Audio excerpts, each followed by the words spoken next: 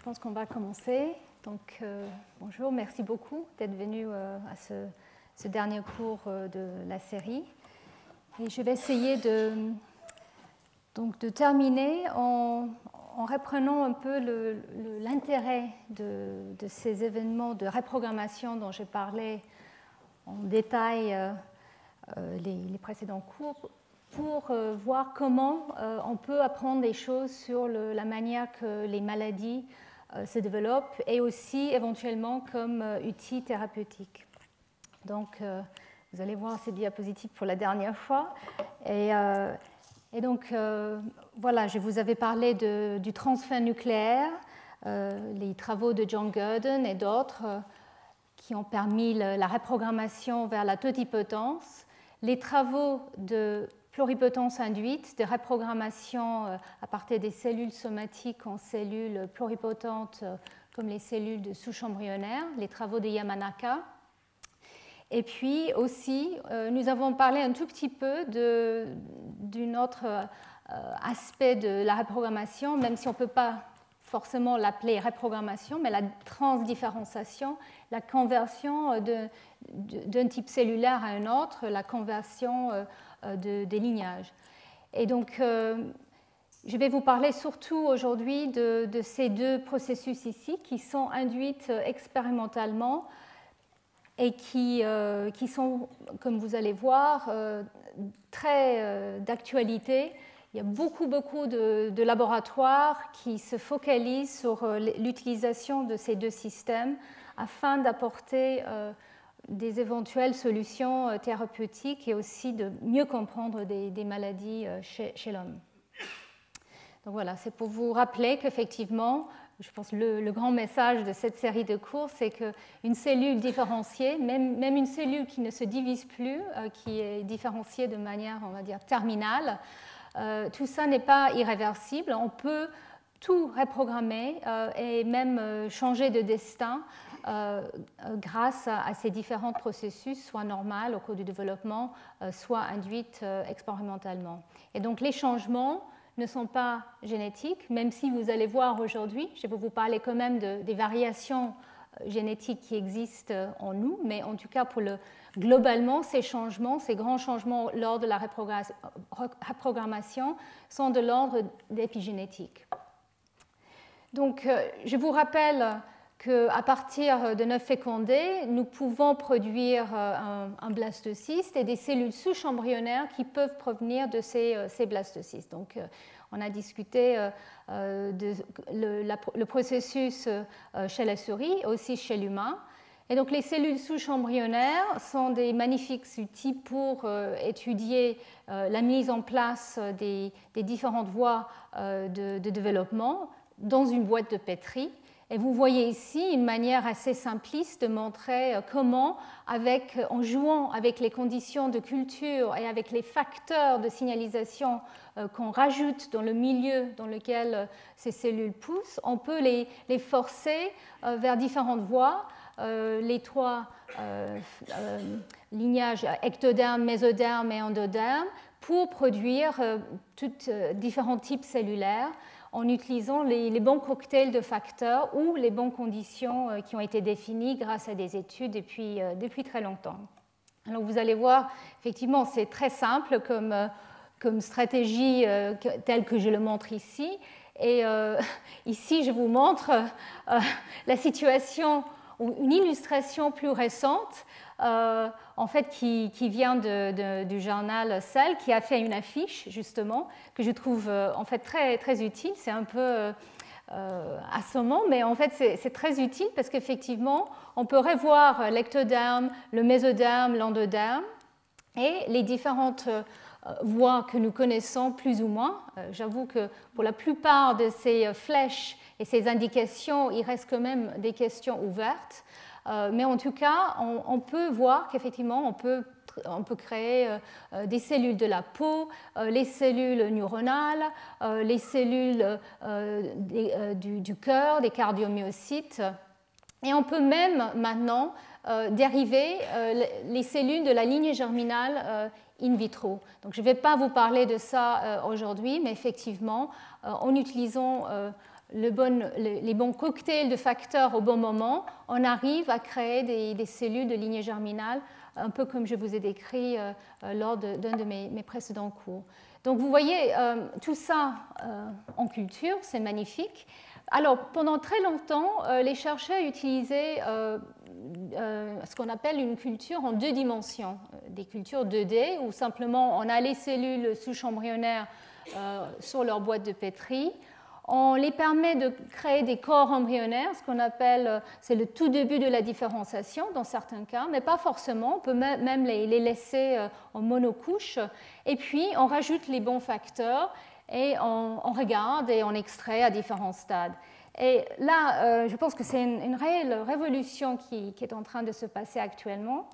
Maintenant que nous avons une compréhension des facteurs qui sont importants et nous avons aussi des outils, des matrices qui nous permettent de cultiver les cellules en ce qu'on appelle 3 dimensions, on peut aller beaucoup plus loin. Et ici, je vais vous montrer juste quelques exemples de ce qui est possible maintenant. Et ce type de système a été mis en place très très récemment.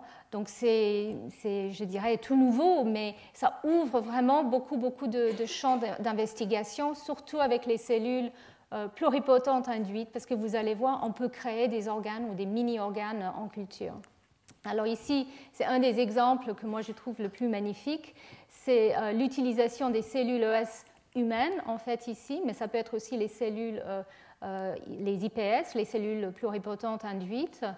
Et donc, on peut générer à partir des cellules ES en cultivant, comme je l'ai dit, avec le bon cocktail de facteurs au bon moment et en passant à un moment à un système de bioréacteur, mais apparemment, on n'a même pas besoin de faire ça, mais en tout cas, en les cultivant en 3 dimensions sur les bonnes surfaces et dans une matrice qu'on appelle le matrigel qui permet justement les cellules de pousser en 3 dimensions et de se auto-organiser.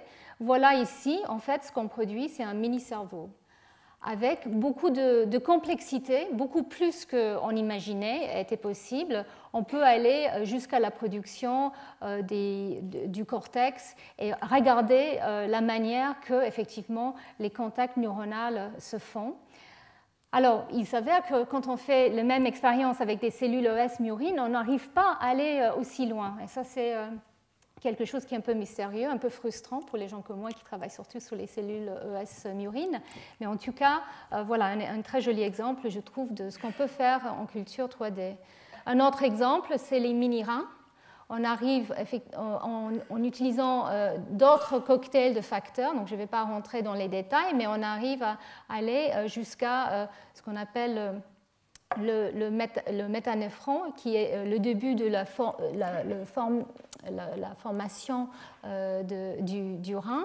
Et donc, on arrive à avoir des structures qui ressemblent beaucoup à ce qu'on voit effectivement au cours du développement du rein, qui est un organe extrêmement complexe qui passe par au moins 2 ou 3 phases de récréation, on va dire, au cours du développement précoce.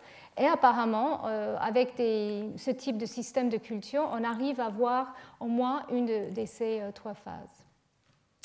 Alors, un autre exemple ici, c'est la formation de l'œil, en fait. La culture en 3D qui permet de créer les différentes parties de l'œil et en particulier la rétine que vous voyez ici. Donc ça, c'est à partir de cultures in vitro. Nous arrivons à créer des structures qui ressemblent tout à fait à une rétine normale. Donc ici, en fait, c'est un embryon de souris à 11 jours et demi. Et ici, c'est un mini-organoïde après 9 jours de culture où vous voyez très bien une formation des cellules qui sont marquées avec des facteurs spécifiques. Pour la rétine, vous voyez, la culture arrive à produire ce type d'organoïde de manière très belle. Et un dernier exemple, c'est la formation des organes sensoriels comme l'oreille interne. Et ici, vous voyez effectivement la formation de la cochlée, enfin une partie, et vous voyez effectivement avec encore une fois, et cette fois-ci, il s'agit de 2 phases de culture. Il faut d'abord préparer ce qu'on appelle l'ectoderme définitif, et à partir de ces structures-là, on rajoute des nouveaux facteurs pour créer les mini-organes sensoriels. Et je pense que vous pouvez voir qu'effectivement, la différence entre ce qu'on trouve in vitro et in vivo est vraiment négligeable. Donc, c'est impressionnant à quel point, effectivement, les organes arrivent à se créer dans une boîte de Petri, mais en 3 dimensions. Et donc, je vous montre tout ça parce qu'effectivement, l'espoir, c'est qu'avec ce type de mise en place de culture pour créer ce type d'organoïdes à partir des cellules souches embryonnaires ou cellules pluripotentes induites, l'espoir, c'est qu'à partir des cellules iPS, donc à partir d'un individu, à partir de la peau, par exemple, une biopsie de peau, on met en culture les cellules somatiques. Et à partir de ces cellules somatiques, en introduisant les facteurs de Yamanaka ou avec des alternatifs comme ceux que je vous avais parlé les précédentes semaines, on arrive à reprogrammer ces cellules, ces fibroblastes, pour créer des cellules pluripotentes. Et ensuite, on peut les différencier dans différentes voies et en faisant des cultures en 3D, comme je vous avais montré, éventuellement créer réellement des petits bouts d'organes qui pourraient être utilisés pour justement les voies thérapeutiques. Donc ça, c'est quelque chose qui... je pense que vous vous rendez compte. Moi, je trouvais ça étonnant en faisant moi-même la littérature. C'est qu'en 2006 que les cellules souches pluripotentes ont été produites et à quelle vitesse on est allé pour arriver à un stade où on peut vraiment imaginer de les utiliser d'une telle façon. Alors ici, je vous montre une autre manière de faire un peu le tour de tout ça.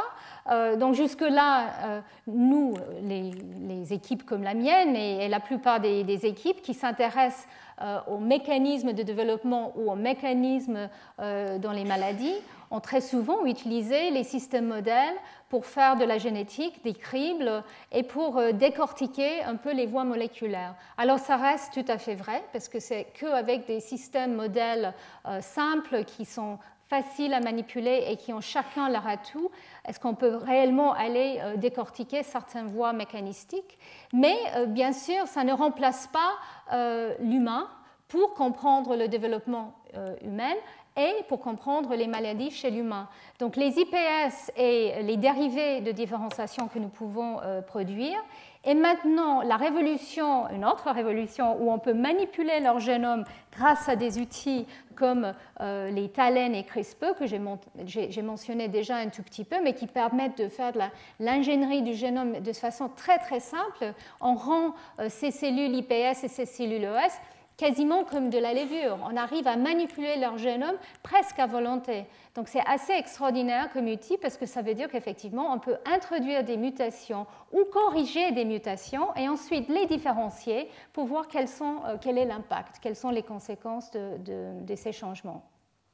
Et donc, effectivement, ça permet de comprendre mieux comment le développement et les maladies se passent et aussi peut-être de produire des outils pour la médecine régénérative, pour la production des tissus dans des cas thérapeutiques.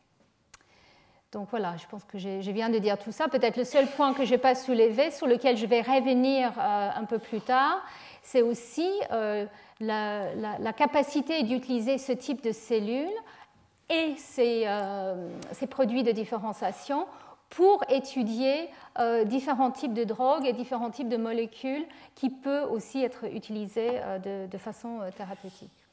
Alors, je voulais juste souligner l'explosion dans ce domaine. Comme je l'ai dit, c'est que depuis 2006 que nous avons les cellules IPS. Nous avions quand même les cellules ES bien avant ça, comme vous le savez. Mais effectivement, depuis les cellules IPS et aussi la dérivation des cellules ES humaines, vous voyez l'explosion dans le nombre de publications par année. Et moi, je suis arrivée ici, en fait, dans le domaine. Donc, effectivement, il faut s'accrocher pour suivre ce domaine qui est très excitant, mais effectivement, qui part dans beaucoup, beaucoup de différents sens.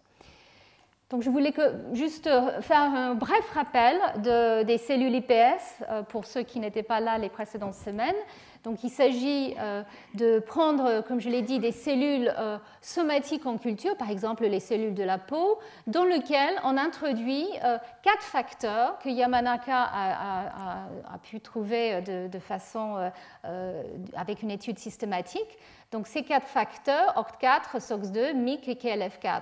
Alors, MYC n'est pas essentiel pour le processus, mais le facilite. Si vous vous rappelez, en fait, MYC, c'est un facteur qui permet d'amplifier un peu la réactivité transcriptionnelle que les 3 autres mettent en route. Donc, c'est des facteurs de transcription qui vont aller s'associer très spécifiquement dans le génome pour réveiller certains gènes et pour aider à éteindre d'autres gènes. Éteindre les gènes qui s'expriment dans les cellules somatiques de façon normale, et puis réveiller les gènes qui sont les gènes de la pluripotence, c'est comme ça qu'on les appelle, mais en fait c'est des gènes qui ont des rôles au cours du développement pour mettre en place les tout premiers lignages au cours de l'embryogenèse.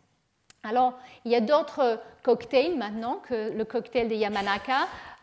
Je vous avais parlé beaucoup des différentes combinaisons. Donc, ce sont les combinaisons, on va dire, les plus classiques. Mais effectivement, on peut remplacer tout, même avec des molécules simples, sans avoir des facteurs de transcription, mais en jouant avec les voies de signalisation qui sont importants pour ces facteurs-là.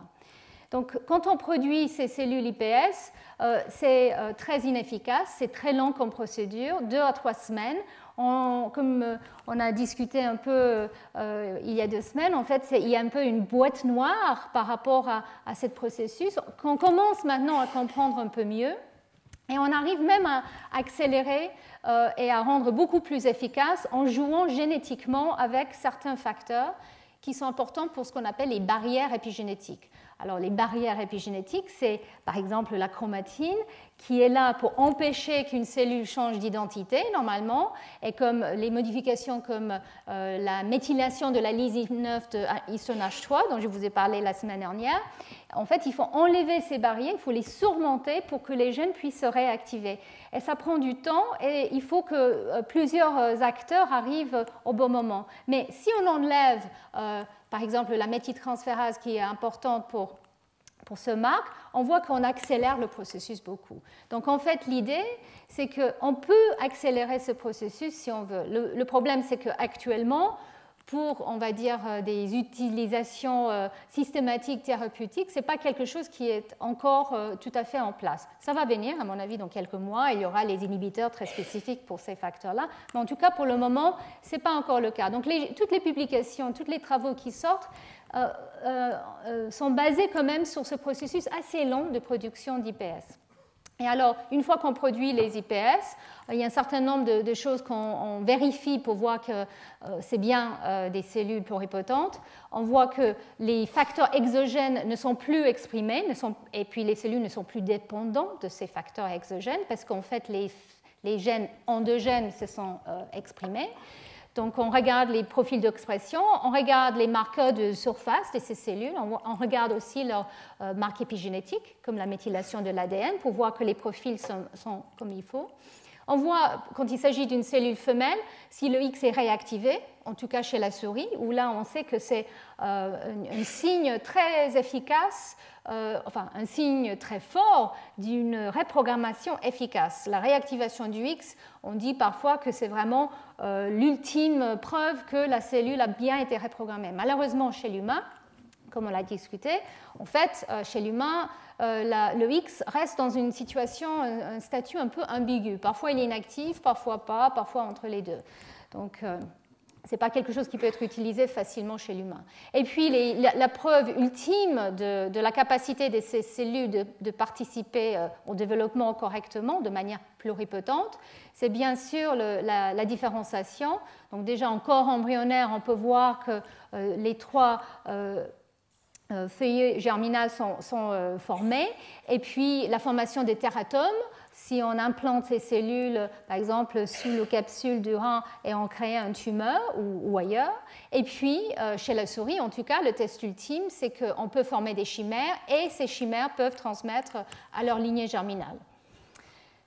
Alors, quelles sont les questions qui sont soulevées par les IPS pour leur utilisation ensuite avec une stratégie de différenciation pour modéliser les maladies ou autre chose, et aussi pour des éventuelles utilisations thérapeutiques.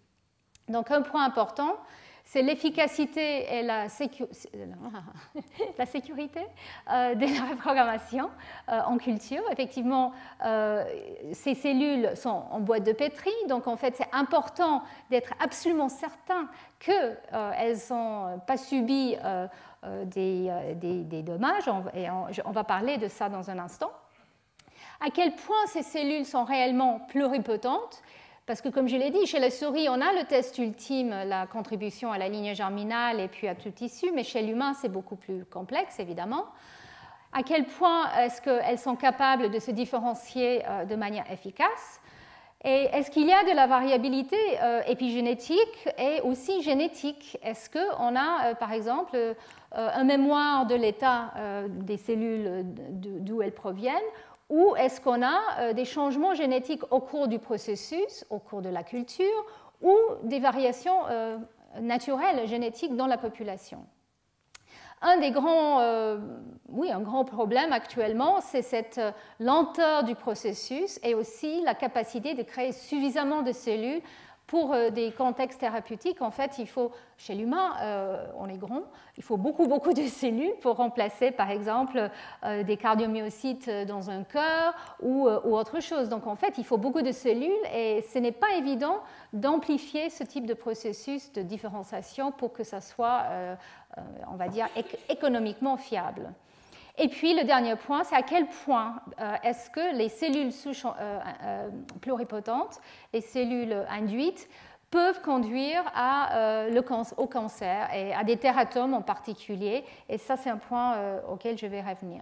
Donc, je vais très rapidement juste vous faire un tour de tout le travail qui a été fait depuis 2006, et en particulier par les laboratoires de Yamanaka et Rudolf Janisch et Konrad Hochländer, pour essayer d'améliorer la manière qu'on produit ces cellules IPS, pour être plus efficaces et pour être moins dangereux, c'est-à-dire de minimiser les éventuels problèmes de mutagénicité. Donc j'ai déjà parlé un tout petit peu de ça, et donc pour l'efficacité, en fait, il faut produire les 4 facteurs en bonne stoichiométrie, et donc ça c'est quelque chose que très vite les chercheurs ont compris, et donc ils ont produit des vecteurs qui contiennent tous les 4 facteurs en même temps, plutôt que de les mettre les uns et les autres un peu dispersés.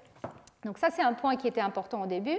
Le problème, c'est qu'ils utilisaient des vecteurs qui peuvent s'intégrer dans le génome.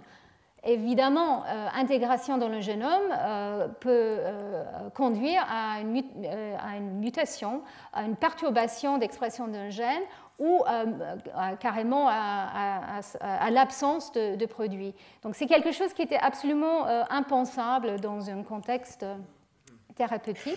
Et donc, les laboratoires ont essayé de trouver d'autres systèmes. Un des systèmes était l'utilisation de ce qu'on appelle des épisomes, qui sont des vecteurs qui restent à l'extérieur du génome, qui ne vont pas s'intégrer dans le génome et donc qui peuvent être perdus au fur et à mesure des divisions. Évidemment, ce n'était pas très satisfaisant parce qu'effectivement, ça veut dire qu'on a quand même le risque que cet ADN exogène reste et peut-être pourrait être intégré, même s'il y a eu pas mal de vérifications faites pour voir que ce n'était pas le cas, mais ça restait quand même potentiellement dangereux. Et donc, plus récemment, les dernières nouvelles sont l'utilisation, comme je l'ai mentionné, je pense, de ces produits, ces small molecule compounds, en fait, qui vont interférer avec les voies de signalisation ou avec les modifications épigénétiques, et justement qui peuvent remplacer les 4 facteurs. Et d'après cette étude ici, on peut remplacer ces facteurs avec 7 molécules simplement, mais comme je l'ai mentionné, en fait, on arrive à une efficacité qui est encore moins bonne qu'avec les 4 facteurs. Donc c'est beaucoup plus sûr dans le sens qu'on ne va pas être mutagène, Ceci dit, avec tout ce type de traitement, bien sûr, on ne peut pas être sûr de tout ce qu'on peut perturber au niveau d'expression génique aussi. Mais si à la fin, on arrive à avoir des bons tests de qualité des cellules iPS produites, pourquoi pas? Et effectivement, c'est une voie qui est activement explorée actuellement. L'autre voie que je mentionne ici, c'est en fait la capacité de réveiller les facteurs endogènes, OCT4, SOX2, etc., en utilisant des facteurs de transcription, en utilisant, oui, c'est comme des protéines de doigts de zinc, les TALEN ou les TALE, qui peuvent aller se fixer sur une séquence très spécifiquement. Et quand on fusionne ces TALE avec un facteur de transcription, on peut réveiller les gènes à volonté. Mais il faut quand même introduire ces constructions dans les cellules. Maintenant, il y a d'autres moyens de le faire, par exemple avec juste l'ARN messager, donc pas l'ADN. Donc on peut envisager maintenant qu'on peut réveiller les facteurs endogènes de pluripotence sans avoir à passer par des facteurs exogènes. Donc ça rend le processus beaucoup plus sûr au niveau de cet aspect de mutagénicité. Alors, ici, je vous montre juste une partie de la liste de tous les facteurs qui ont été testés pour voir s'ils aidaient l'efficacité de l'induction de pluripotence. Donc, on a déjà parlé des facteurs épigénétiques comme les inhibiteurs des DNA méthyltransférases qui améliorent effectivement l'induction de la pluripotence, d'autres facteurs aussi. Donc ici, vous voyez tous les modificateurs épigénétiques. Il y a aussi des inhibiteurs des kinases, et en particulier qui jouent dans les voies de signalisation qui sont importants pour mettre en place le réseau de pluripotence. Et donc, ça, c'est des facteurs qui sont, on va dire, déjà utilisés dans des laboratoires parce qu'ils aident le processus. Ça devient plus efficace. Les cellules iPS sont, comment dire ça, ont des caractéristiques de pluripotence plus efficacement, c'est évident. Ça ne rend pas le processus plus rapide, mais simplement plus efficace et une qualité de cellules à la fin qui est améliorée. Il y a aussi la culture dans des conditions hypoxiques ou avec la vitamine C, comme on a discuté. Donc là, c'est des choses qui sont faites actuellement. Et on sait aussi qu'on peut jouer avec d'autres facteurs, comme la protéine, le suppresseur de tumeur P53, qui clairement est importante au niveau de l'efficacité de la reprogrammation. Donc, en particulier, Yamanaka, il joue pas mal avec les facteurs qui peuvent interférer avec P53 pour rendre le processus plus efficace. D'autres facteurs de transcription maintenant ont été découverts comme améliorant aussi le processus, donc ils peuvent être rajoutés, on va dire, dans le cocktail. Et il y a des micro-ARN aussi qui semblent être importantes et qui peuvent aussi être manipulées soit avec les molécules simples, soit avec des facteurs comme les TALE. Donc il y a toute une liste qui augmente de plus en plus. Donc ça, c'est un point qui est activement recherché. L'autre point qui était très important et qui maintenant, je pense, est résolu, c'était les conditions de culture. Parce qu'au début, en fait, on utilisait des milieux de culture qui contenaient du sérum, donc du sérum bovin, par exemple. Et clairement, là, on apporte des facteurs, des protéines et éventuellement des virus exogènes qui peuvent rendre tout le procédure très, très dangereux. Donc Yamanaka, il a fait énormément d'efforts, et puis d'autres chercheurs aussi, pour trouver des conditions qui sont reproductibles et extrêmement sûres au niveau de la qualité de ce qui est contenu. Donc c'est des milieux qui ne contiennent plus, on va dire, des produits biologiques dans le sens venant d'un animal. Et donc, en fait, c'est des produits complètement reconstitués. Donc, il y a un milieu de culture qu'il appelle STEMFIT. Bon, on ne peut pas trop savoir ce qu'il y a dans STEMFIT parce qu'en fait, ça a été breveté, malheureusement.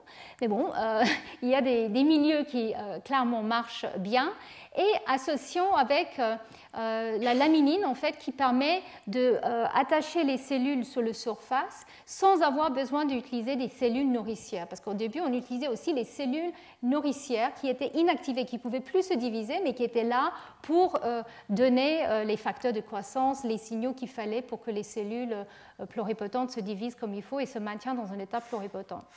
Et donc ici, c'est juste les différents tests que les groupes comme Yamanaka font pour être sûr que dans ces conditions de culture, on produit effectivement des cellules qui expriment tous les facteurs de pluripotence et qui contribuent à toutes les voies après différenciation. Donc, la question que j'ai posée déjà plusieurs fois, c'est est-ce que les cellules IPS sont réellement équivalentes aux cellules ES? Je pense que maintenant, on peut être convaincu que oui.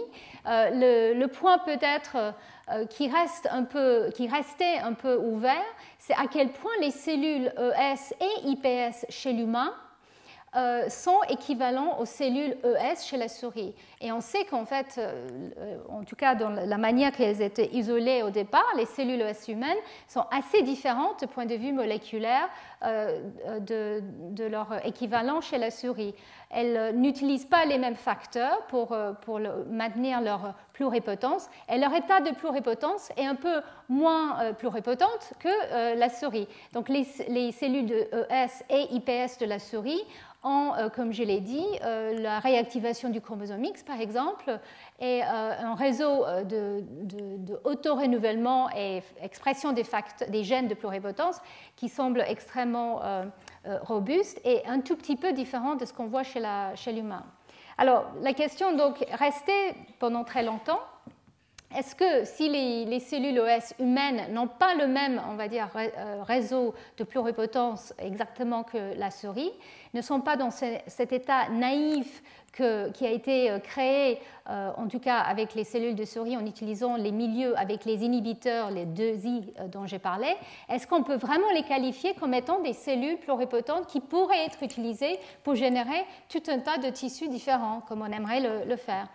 Et donc c'est là où, très récemment, un laboratoire, le laboratoire de Jacob Hanna, a créé des cellules ES et IPS humaines qui sont ce qu'il appelle totalement naïfs. Et il a fait ça de manière très simple. Il a pris des cellules avec un OCT4 GFP avec un gène de sélection et il a joué avec différents facteurs et différents types d'inhibiteurs. Il a simplement regardé à quel point finalement il arrive à trouver les conditions telles qu'on les trouve dans les ES murines. Et donc il a pu trouver le bon cocktail pour que, de manière transcriptionnelle et épigénétiquement, ces cellules ressemblent à des cellules ES murines. Et quand il regarde de manière plus précise comment elles se comportent, par exemple, au niveau de leur chromosome X inactif, ici je vous montre un marque épigénétique, si vous vous rappelez, qui est associé avec le X inactif. Donc en fait, vous voyez le petit point qui est noté ici, en fait, correspond au chromosome X inactif. Et bien justement, ce sont les cellules, on va dire, classiques ES, et dans les conditions naïves, on voit qu'effectivement, on perd cette modification. Et donc, il a regardé, et effectivement, le X est réactivé dans ces cellules. Donc, c'est la première fois que ça a pu être fait chez l'humain. Alors, je sais qu'il y a des laboratoires qui doutent un peu. C'est toujours comme ça dans ce domaine. C'est très récent, donc on va voir à quel point ces cellules sont réellement pluripotentes. En tout cas, Jacob Hanna, il a fait pas mal de tests. Et par exemple, ici, vous voyez, il a transféré ces cellules humaines dans des blastocystes de souris. Il a regardé 8 jours plus tard et il voit qu'effectivement, il y a une contribution très efficace. Donc, le GFP, c'est toutes les cellules humaines. Vous voyez une contribution extrêmement efficace dans l'embryon murin avec ces cellules ES humaines qui participent tout à fait dans les structures normalement. Il a aussi regardé différents aspects de différenciation et il a vu effectivement qu'on peut quand même induire des tératomes avec ce type de cellules aussi. Donc je pense qu'effectivement c'est quelque chose à garder en tête pour ce que je vais vous décrire maintenant. Donc, je viens de vous montrer qu'effectivement, il y a pas mal d'efforts qui ont été mis en place pour essayer de produire des cellules IPS de bonne qualité avec un minimum de danger. La question, c'est à quel point elles jouent le jeu, à quel point, après, elles vont se comporter comme on attend d'elles avec une différenciation in vitro. Et ce qui a été constaté, pour les IPS, mais aussi pour les cellules ES humaines, c'est qu'en fait, souvent, elles ne jouent pas le jeu. Elles ont une tendance à se différencier quand on induit la différenciation, on va dire, dans des conditions globales. Elles ont tendance parfois d'aller plus vers une voie, le mésoderme ou l'endoderme ou l'ectoderme, qu'une autre. Donc, pas créer vraiment les trois lignages de manière efficace. Et même si elles peuvent former des teratomes, donc c'était une bonne indication qu'elles peuvent, clairement, il y avait des cellules qui avaient une tendance d'aller dans une voie plutôt qu'une autre. Et donc il y a beaucoup d'études qui ont étudié cette variabilité. Et alors la question se posait, pourquoi ? Est-ce que c'est parce qu'en fait, il y a des erreurs épigénétiques? Est-ce qu'elles gardent quand même mémoire de leur origine dans le cas des IPS? Clairement, dans les cas des ES, ça ne peut pas être le cas parce qu'elle vient de ne féconder d'un embryon. Donc, pour les IPS, on peut évoquer ce type de problème. Ou est-ce que c'est une erreur épigénétique qui a lieu au cours de la dérivation de ces cellules, la culture? Ou est-ce qu'il y a un changement ou même un endommage génétique qui a lieu? Est-ce qu'on peut avoir effectivement des variabilités dans le nombre de copies de certaines séquences, des séquences répétées par exemple, ou même des problèmes karyotypiques, ou même des mutations ponctuelles? Donc vous voyez, ce type de changement est un peu effrayant parce qu'on ne peut pas forcément aller trouver la mutation ponctuelle. C'est comme chercher une aiguille dans une botte de foin. C'est pas facile, sauf maintenant, on peut séquencer des génomes entiers, mais on va revenir sur ça sur un moment. Donc en tout cas, voilà, il y avait ce constat que les cellules se différenciaient de manière anormale, pas toujours, mais dans beaucoup de cas. Donc il y a eu plusieurs études qui ont regardé, par exemple, l'état de méthylation de l'ADN. Donc on a déjà parlé de la méthylation de l'ADN comme un marque épigénétique important, en tout cas qui semble définir des régions qui sont marquées pour être actifs ou inactifs. Donc c'est un bon marqueur d'état, on va dire. Et effectivement, il y a eu le constat qu'il y a des changements au niveau de la méthylation et qui pourraient éventuellement être dus à des changements épigénétiques, soit de mémoire, soit de remise en place dans la création des IPS. Il y a eu même des régions qui ont tendance à changer, donc des hotspots, on appelle, de reprogrammation épigénétique. Et en fait, on a vu qu'effectivement, dans certains cas, on voit une trace de la cellule somatique qui a donné lieu à l'IPS. On voit que certaines cellules IPS gardent cette mémoire de certaines régions qui sont méthylées. Et dans ces cas-là, ces cellules-là ont tendance effectivement de redonner le même type cellulaire. Donc des IPS qui sont dérivés par exemple des cellules, des lymphocytes, vont reformer plutôt des cellules lymphocytaires et vont avoir une meilleure tendance en fait à générer ce type de tissu. Donc quelque part, c'était vu peut-être presque comme un avantage parce que comme ça, on les a déjà un peu prêtes si on voulait produire des lymphocytes. C'est pas mal. Le problème, c'est qu'effectivement, si on voit qu'il y a une tendance à faire ça, ça veut dire que peut-être la reprogrammation n'était pas aussi efficace que ça. Donc l'idée, c'est qu'effectivement, il y avait une mémoire épigénétique dans certains cas, mais comme je l'ai mentionné la semaine dernière, on sait que cette mémoire épigénétique peut être effacée si on cultive les cellules plus longtemps. Donc vous vous rappelez de cette diapositive, on a les cellules d'origine dans par exemple la boîte de pétri des fibroblastes, qui ont tous un état un tout petit peu différent. On a la partie de la phase de reprogrammation où on éteint leur programme somatique, et là il y a des cellules qui sont partiellement reprogrammées, qui ne peuvent plus supporter. Les cellules qui arrivent à une phase intermédiaire ont souvent une mémoire, comme indiqué par les différentes couleurs ici, de leur état épigénétique, de leur origine. Et c'est ces cellules de passage précoce, en fait, qui gardent ça. Si on garde les cellules plus longtemps en culture, on les cultive plusieurs fois, là, on peut petit à petit effacer ces marques chromatiniens, la méthylation de l'ADN. On peut rendre les cellules plus pluripotentes. Donc ça, c'est clair que ce type de phénomène a lieu. Et donc maintenant, les chercheurs le savent. Donc en fait, ils essaient de travailler quand même avec les cellules qui ont bien effacé leur mémoire cellulaire. Ceci dit, on ne veut pas non plus laisser pousser les cellules trop longtemps, parce que plus on a des divisions cellulaires, plus on a des chances de créer des mutations. Donc c'est un équilibre délicat qu'il faut arriver à avoir. Et alors, donc, l'autre possibilité pour ces différences, parce que les différences, vous allez voir, qui sont de différenciation, ne peuvent pas être dues simplement à l'épigénétique. Est-ce qu'il y a des différences au niveau génétique? Est-ce qu'il y a des différences dans différentes cellules IPS et ES qui, leur capacité de se différencier est due à leur ADN, leur séquence?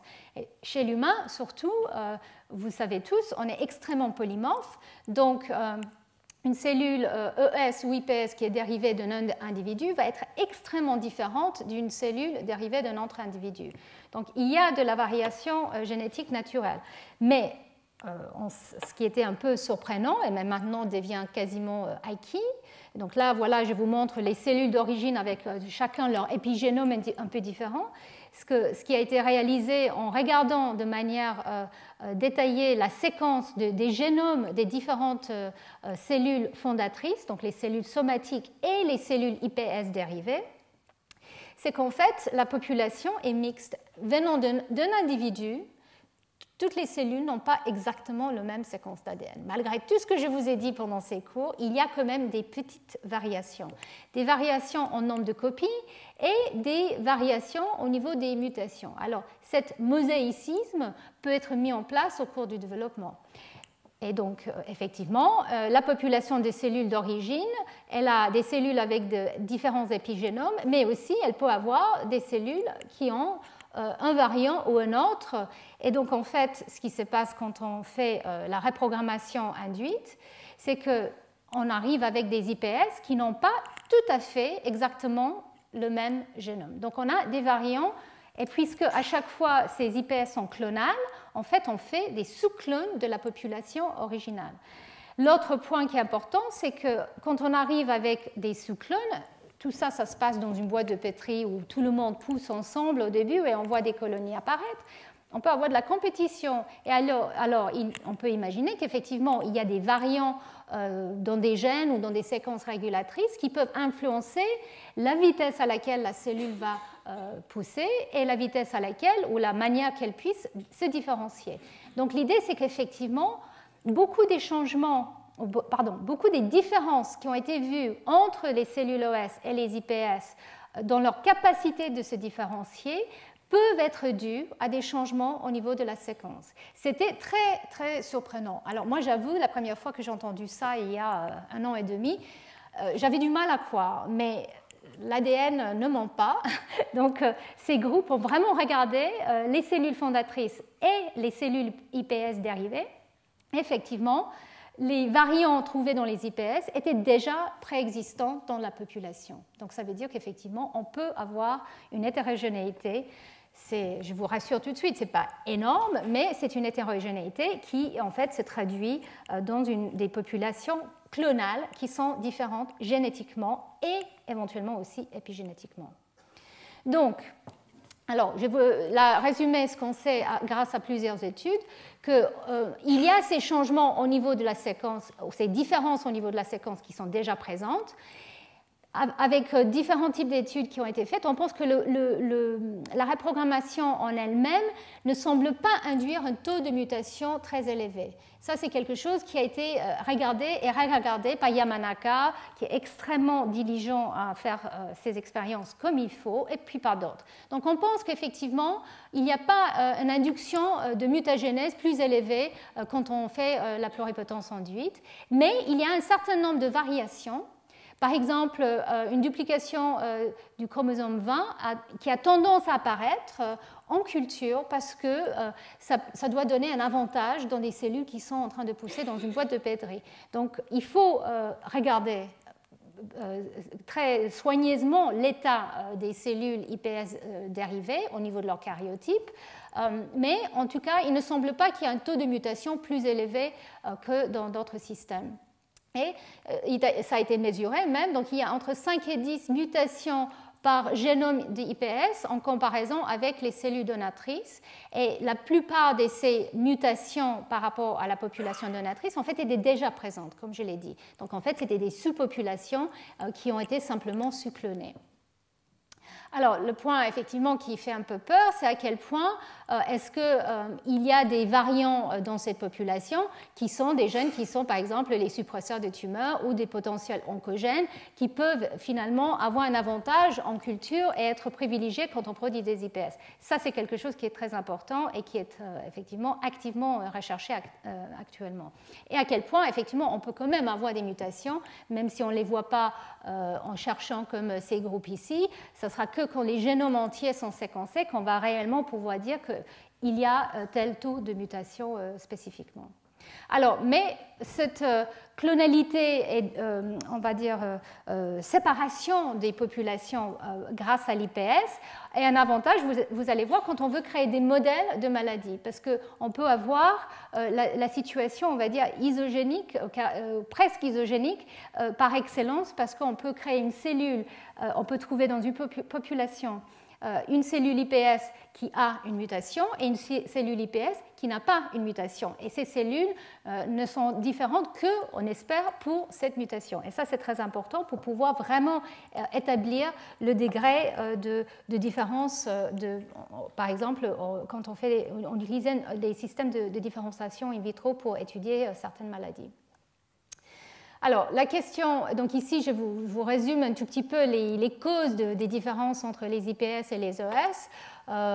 Il y a donc cette tendance souvent à ne pas se différencier ou à être propagé dans une voie plus qu'une autre. Dans certains cas, c'est quand même dû à la manière, la technique, mais de moins en moins, maintenant qu'on utilise des cultures extrêmement, on va dire, synthétiques et donc du coup reproductibles. Mais il peut y avoir des différences épigénétiques et des différences ou des variations génétiques. Donc la question, c'est à quel point, quand on isole une IPS, on la propage, on est en train de sélectionner pour certaines de ces choses, et à quel point ça peut avoir, par exemple, un problème d'oncogénicité. Et à quel point ce qui est sélectionné dans la population des cellules qui sortent affecte la pluripotence. Donc ce sont des questions ouvertes pour lesquelles je n'ai pas forcément des réponses, mais je vais vous montrer une étude qui vient du laboratoire de Yamanaka où ils ont vraiment essayé d'attaquer la question de manière, on va dire, globale, enfin frontale. Donc ils ont pris un très grand nombre de cellules IPS, 49 cellules IPS et 10 cellules ES humaines. Ils étaient dérivés de différents types somatiques, différentes cellules somatiques, des fibroblastes, des cellules souches dentaires, du cordon ombilical. Ils étaient créés par différentes moyennes, par les trois moyennes différentes, en fait, les épisomes, les rétrovirus et les Sendai virus. Et en fait, ils ont regardé à quel point toutes ces lignées se ressemblent ou pas. Alors, ce qui était plutôt rassurant, c'est qu'elles se ressemblent beaucoup. En fait, au niveau de leur expression génique et au niveau de leurs épigénomes, globalement, ici je vous montre en fait pour différentes gènes le degré de changement qui a été trouvé, et en fait, ça a été les différences entre les ES qui sont en rouge et les IPS qui sont en noir, vous voyez, étaient globalement très très similaires. Et ici, c'est une autre manière de regarder ça. Donc ici, c'est l'expression de différents messagers ARN dans les IPS et dans les ES, et on voit que tout le monde se ressemble pas mal. IPS entre IPS et IPS et ES entre ES. Donc en fait, on arrive quand même globalement à voir les mêmes transcriptomes et épigénomes avec les bonnes pratiques de culture. Par contre, quand on regarde la différenciation, ce qu'ils ont vu, c'est que parmi les 40 lignées regardées d'IPS, qu'ils ont différencié dans des voies neuronales, en utilisant un système de culture qui est extrêmement robuste et reproductible, ils ont vu que parmi ces 40 lignées, 7 ne semblent pas se différencier comme il faut. 7 restent positifs pour OCT4 et ne semblent pas aller jusqu'au bout. Les autres, oui, très efficaces. Donc ça, c'est le pourcentage des cellules qui continuent à exprimer OCT4. Mais vous voyez ici, les 7 lignées ici ne semblent pas être bien capables de se différencier. Et quand ces lignées, ces clones ont été utilisés, ils étaient trouvés, quand les cellules neuronales qui ont été dérivées avec ces lignées IPS ont été utilisées chez la souris par transplantation dans les cerveaux de souris, c'est cette lignée-là créée des tératomes. Donc les bonnes lignées qui avaient l'air de bien se différencier ne créent pas de tératomes, les cellules neuronales se comportent comme il faut. Par contre, les mauvaises lignées créent des tératomes. Donc ça veut dire qu'effectivement, elles sont bloquées, elles ne se différencient pas totalement, ces lignées-là. Et quand ils ont regardé qu'est-ce qui se passe dans ces lignées, pourquoi elles se comportent comme ça, ils ont regardé dans l'expression des gènes qui sont différents entre les bonnes lignées qui se différencient bien et les mauvaises lignées qui se différencient mal. Et ils ont trouvé 13 gènes qui semblent être exprimés de manière très aberrante. Et quand ils ont regardé qu'est-ce qui se passe avec ces 13 gènes, plusieurs entre elles avaient en fait la présence, soit à l'intérieur du gène, soit à côté, d'un rétrovirus endogène humain, le LTR, donc c'est la région qui permet une expression en fait, et ils ont vu qu'il y a une expression aberrante de ces rétrovirus endogènes dans ces lignées-là. Alors, donc ça veut dire qu'effectivement, l'état épigénétique de ces rétrovirus, qui normalement est éteint, n'était pas correctement géré. Donc c'est la seule chose qu'ils ont trouvée. Donc la question c'est, est-ce que ce type d'expression aberrante des rétrovirus endogènes et de l'expression de quelques gènes est une signature, on va dire, pour les mauvaises lignées?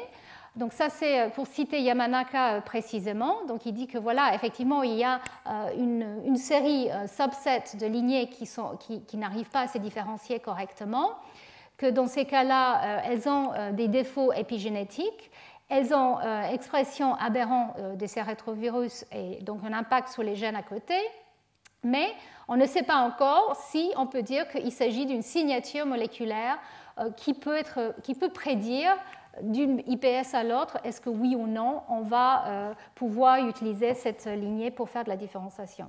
Donc c'est que le début, hein, c'est une étude qui est très récente, mais je pense qu'il y a beaucoup de laboratoires qui maintenant vont évaluer la capacité, l'état de leurs cellules IPS avec ce type d'approche. Donc, les perspectives pour ce type de différenciation in vitro, vu ce que je viens de vous montrer, c'est qu'effectivement, il y a des variants génétiques et des marqueurs moléculaires au niveau de l'épigénétique, par exemple, qui peuvent éventuellement indiquer la capacité de se différencier, mais l'important, c'est les définir clairement comme des signatures pour pouvoir les appliquer. Il faut clairement aussi améliorer les conditions de différenciation pour justement permettre les cellules d'aller jusqu'au bout, et ne pas avoir des cellules pluripotentes qui traînent, et je vais revenir sur ce point après, parce qu'effectivement, éliminer ces cellules IPS qui ne sont pas correctement différenciées et purifier les cellules totalement différenciées, par exemple en utilisant le triage par fax pour des marqueurs de surface, quand ils existent, pour un type cellulaire particulier ou une voie cellulaire, ça sera l'idéal justement pour avoir des populations pures de cellules différenciées. Donc ici, je vous montre la manière que les gens pensent à attaquer la question maintenant. À partir des cellules somatiques, on crée des IPS. Il faut effectivement prendre des cellules de passage basse. Ça, je l'ai mentionné pour les IPS. Je le mentionne aussi pour les cellules somatiques parce que tout ce qui est culture est assez darwinien, c'est une compétition. Les cellules sont en compétition entre elles pour les nutritions, pour la croissance. Donc on peut sélectionner à chaque étape des variants qui ont une tendance à proliférer et qui ne sont pas forcément les meilleurs pour le but, qui est de pouvoir les différencier et même les utiliser in vivo. Donc il faut des protocoles de reprogrammation et de différenciation qui sont mieux. Il faut évaluer, comme je l'ai dit, la mémoire épigénétique et l'hétérogénéité qu'on trouve au cours de la différenciation à chaque fois. Et il faut veiller sur cet aspect-là qui est l'instabilité épigénétique et les mutations génétiques qui peuvent avoir lieu. Mais néanmoins, même si ça a l'air déjà assez pessimiste, c'est quand même un magnifique outil. Et comme vous avez vu, les cellules, les lignées que Yamanaka a regardées, ces 40 lignées, il y avait quand même la grande majorité qui se comportaient comme il fallait. Et donc là, on arrive à la partie où je vais vous parler un tout petit peu de comment les gens utilisent ces cellules comme modèle.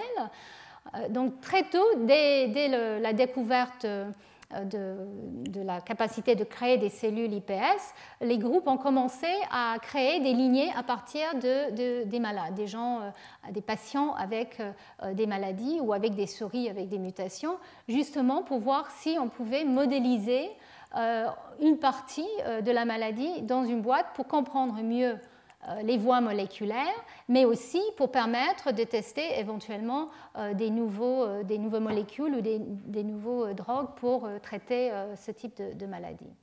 Donc c'est quelque chose qui est, je dirais, je pense que les efforts, la quantité de recherche et d'argent qui est investi actuellement pour ce type d'études est assez colossal, mais pour des bonnes raisons, parce qu'effectivement, on a l'impression qu'il y a là réellement la possibilité de comprendre certaines maladies et aussi d'utiliser ces cellules pour traiter les gens.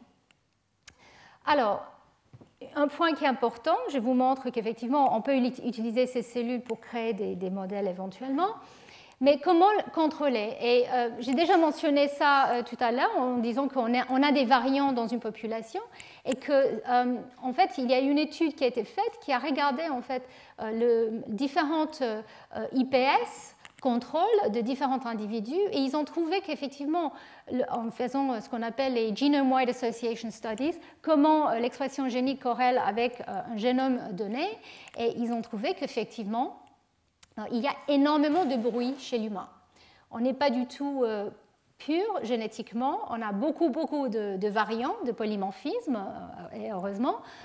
Et donc c'est très difficile de savoir quand on prend une lignée IPS dérivée par exemple d'un patient et une lignée IPS dérivée de quelqu'un qui n'a pas cette maladie, les différences sont énormes déjà, transcriptionnelles et aussi peut-être phénotypiquement parce qu'il y a beaucoup de variabilité génétique.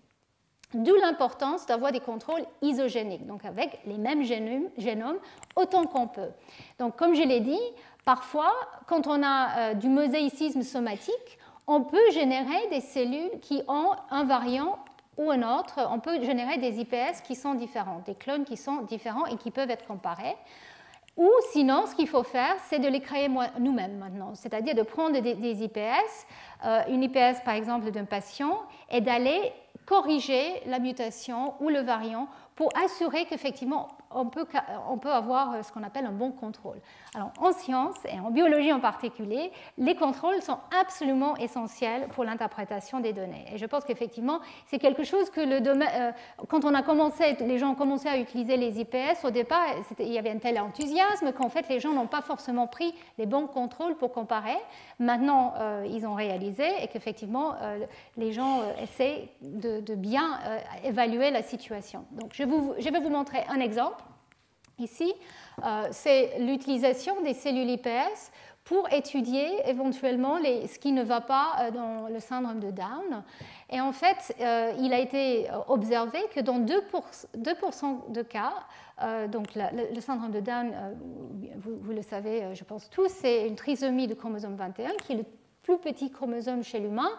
Et donc les autres trisomies sont très mal supportées et très peu viables, mais la trisomie 21 est viable, mais donne effectivement des symptômes assez graves.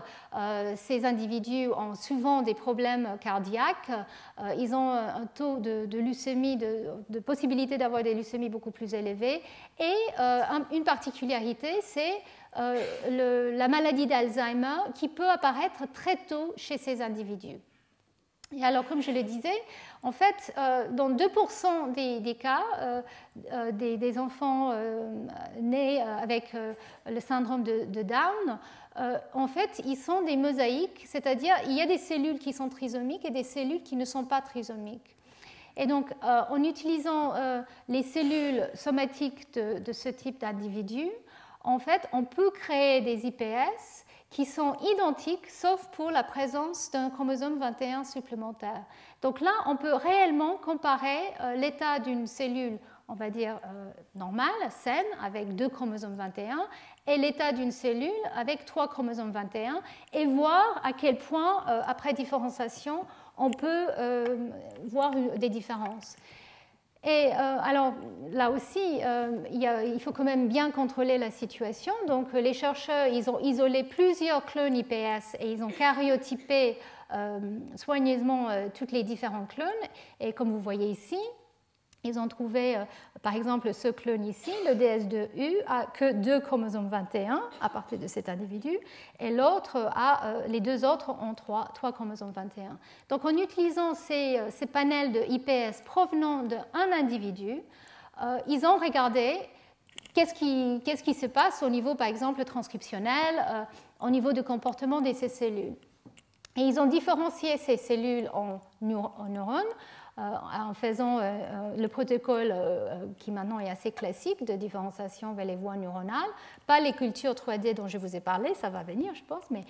Et donc en fait, ce qu'ils ont vu, c'est qu'effectivement, la majorité des changements transcriptionnels apparaissent sur le chromosome 21, entre les cellules trisomiques et les cellules disomiques, c'est normal, il y a une copie de plus, donc on voit une expression beaucoup plus importante pour la plupart des gènes. Par contre, les niveaux d'expression les plus importants qui étaient différents étaient ailleurs. Donc, c'était des gènes qui n'étaient pas sur le chromosome 21 et en fait, c'était justement associé à la régulation transcriptionnelle. Donc, on pense qu'effectivement, il y a des gènes sur le chromosome 21 qui, en copie supplémentaire, jouent un rôle dans la régulation de beaucoup d'autres gènes. Et donc, les deux, on va dire, caractéristiques des gènes dérégulés dans les cellules dérivées de ces patients, c'était des gènes qui sont impliqués dans la régulation transcriptionnelle et dans le stress oxydatif, qui est effectivement très important pour, par exemple, la capacité des cellules de se diviser et de former les organes correctement, surtout au niveau du cerveau. Et donc, ce qu'ils ont regardé aussi, c'est à quel point les fonctions neuronales sont normales en utilisant les cellules neuronales dérivées à partir de ces IPS. Et ce qu'ils ont pu montrer, c'est qu'en fait, ils arrivent à dériver les cellules neuronales normalement. Ils se comportent, on va dire, phénotypiquement correctement. Par contre, quand ils vont utiliser des tests d'excitation en faisant des patch clamps, alors là, je ne vais pas vous décrire en détail, mais en tout cas, ça permet de voir à quel point ces neurones arrivent à fonctionner correctement au niveau de leur activation. Là, ils ont vu qu'effectivement, il y a des problèmes, il y a des changements au niveau de l'activité synaptique dans les cellules neuronales qui sont donc trisomiques pour 21 par rapport à leurs clones isogéniques. Donc les différences ne semblent pas, on va dire, énormes, mais apparemment sont significatives statistiquement. Donc clairement, ça c'est que le début, mais ça montre qu'effectivement, on arrive à utiliser ce type de système et avec un contrôle idéal pour étudier jusqu'à la différenciation vers les synapses, voir à quel point une maladie comme la maladie de Down peut infecter les fonctions neuronales. Alors, il y a beaucoup de scepticisme dans le domaine. L'utilisation des boîtes de Petri pour comprendre le fonctionnement du cerveau, c'est un peu étonnant. Je pense que vous êtes tous d'accord. Et il y a même un ou deux grands scientifiques qui se sont prononcés en disant on ne peut pas mesurer le QI dans une boîte de Petri, ça c'est évident. Mais les mécanismes moléculaires, on peut les étudier dans la boîte de Petri. Donc moi, je fais partie de ceux qui pensent que c'est important de se focaliser sur ce type de système, mais bien sûr avec l'idée que tout ce qui est trouvé dans ce type de système pourrait ensuite être étudié in vivo. Le problème, c'est qu'effectivement, chez l'humain, in vivo, ce n'est pas si facile. Et donc, en fait, on est obligé de revenir sur les modèles murins ou d'autres mammifères ou d'essayer de faire encore mieux avec les mini-organoïdes dont je vous ai parlé. Mais je ne pense pas qu'on aura des mini-organoïdes avec un QI, pas pour le moment en tout cas. Donc, je voulais aussi vous parler de la schizophrénie, parce que aussi les chercheurs ont utilisé les cellules IPS pour étudier la schizophrénie. Donc, je pense que vous savez tous ce que c'est. C'est une maladie multifactorielle. Plusieurs gènes ont été impliqués avec un facteur héréditaire important et environnemental aussi. Et alors, donc les symptômes graves. On sait très bien qu'effectivement les individus montrent déjà au niveau de la RMI, le cerveau montre des grandes différences au niveau de différentes parties du cerveau. Donc il y a des différences bien établies. La question, c'est est-ce qu'à partir des IPS provenant des patients schizophrènes, on arrive, en faisant encore une différenciation neuronale, à voir des changements qui pourraient éventuellement nous indiquer quels sont les mécanismes moléculaires qui sous-tendent cette maladie et aussi comment on peut la traiter. Donc là aussi, c'est que le début. Mais en fait, ce qu'ont fait les chercheurs, c'est dériver des IPS. Donc ici, vous voyez les IPS. Donc, ce sont des IPS de malades schizophrènes et ici, contrôle. Donc ici, le contrôle, malheureusement, ce n'est pas dérivé d'une cellule somatique qui était dans la même population. Là, c'est un contrôle proche. Mais en tout cas, au niveau de la dérivation des IPS, les cellules ne semblent pas être différentes. Je vous passe tous les détails. Ils ont fait les cellules neuronales qui semblent tout à fait normales après différenciation. Donc tout semble être identique entre les contrôles et les IPS des patients. Par contre, quand ils ont regardé le degré de connectivité neuronale dans ces populations neuronales, c'est ici qu'ils ont commencé à voir des différences. Et en fait, ils ont vu qu'effectivement, au niveau des neurites, il y a une différence importante entre les patients et les cellules, enfin les neurones IPS, dérivés des IPS contrôle. Donc il semblerait qu'effectivement, il y a des différences et que même en utilisant les drogues qui sont déjà utilisées par des malades antipsychotiques, on voit que le changement va dans le bon sens. Donc peut-être ça veut dire que moléculairement, on peut essayer de récapituler une partie de ce qui ne va pas au niveau de la fonction cérébrale de ces malades en utilisant ce type de système IPS qui, bien sûr, permet d'aller assez loin au niveau de tout ce qu'on peut faire après pour tester différents types de drogues et aussi même de manipuler génétiquement pour voir à quel point tel ou tel gène semble important. Évidemment, pas pour aller le manipuler chez l'humain, mais pour juste décortiquer le système moléculaire. Donc voilà, effectivement, c'est un modèle qui est activement recherché aussi. Il y a aussi modélisation de la maladie d'Alzheimer. Donc, c'est la maladie la plus importante neurodégénérative actuellement. Donc, ici, vous voyez un cerveau normal et un cerveau de patient avec Alzheimer. Et ce qui est frappant, en fait, il s'agit des plaques d'une protéine, d'une peptide amyloïde bêta qui font des sortes de plaques, qui est en fait, c'est une protéine qui est importante pour le surface cellulaire et la dérégulation de cette protéine crée des grosses plaques qui en fait, comme vous voyez ici, semblent être très très présentes. Alors on ne sait pas exactement à quel point c'est ces plaques qui sont le problème au niveau de la maladie ou elles sont simplement symptomatiques d'une défaillance autre. En tout cas, c'est une manière très efficace de suivre si oui ou non un patient a cette maladie, c'est de chercher ces plaques. Et ici, vous voyez donc ce qu'on voit avec des marqueurs fluorescents au niveau de ces plaques fibrillaires qui se forment. Et donc les cellules IPS ont été... donc on comprend très mal en fait l'origine de cette maladie, aussi un facteur génétique très important, aussi sujet à des influences environnementales, clairement, et on ne comprend pas l'étiologie, et on ne comprend pas non plus, on ne sait pas vraiment comment la traiter. Donc là aussi, il y a beaucoup d'espoir avec l'utilisation des systèmes des cellules OS. Donc en fait, je vous ai déjà parlé en fait de cette trisomie 21 qui permet d'étudier aussi comment ces plaques amyloïdes se forment. Et ici, vous voyez les cellules qui ont été générées, les cellules IPS. Donc, c'est une autre étude qui a été publiée, qui a récapitulé un tout petit peu la même chose que ce que je vous ai montré tout à l'heure. Et en fait, effectivement, on voit qu'au bout de 60 à 90 jours de culture, dans les IPS dérivés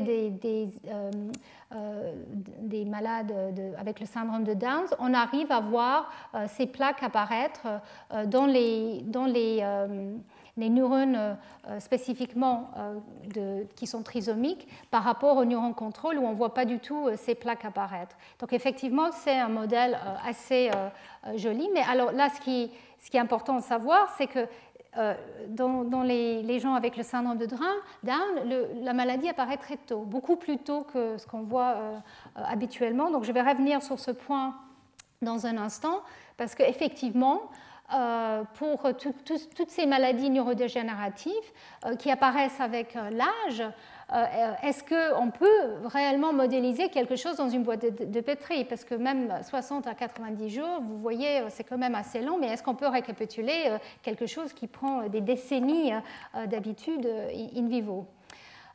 Donc là, voilà, ça c'est un autre exemple, c'est une autre étude qui a été faite où ils ont aussi regardé la maladie d'Alzheimer.